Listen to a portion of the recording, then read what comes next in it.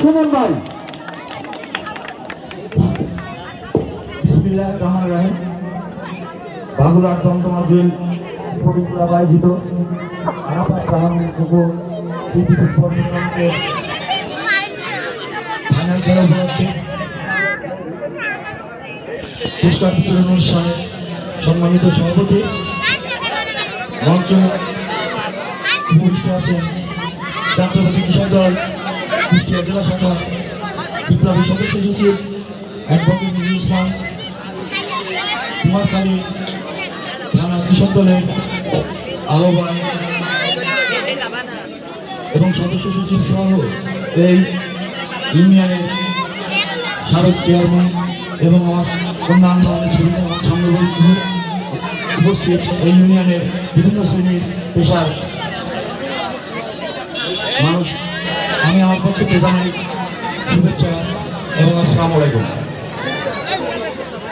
প্রিয় উপস্থিতি, আপনারা জানেন আমাদের দেশে সামাজিক অবক্ষয়ের কারণে সারা দেশে খেলাধুলা প্রায় বিলুপ্ত হয়ে গেছে। এই জন্য আমি এই ইউনিয়নের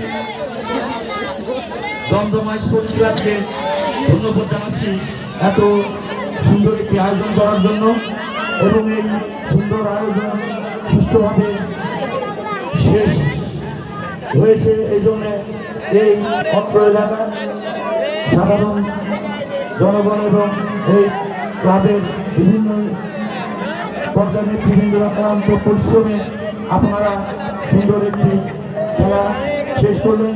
আগামী দিনে আমি চাইবো আগামী দিনে প্রতি বছরে যেন আজকে নেয় এই খেলাটা প্রতি বছর চালু থাকে।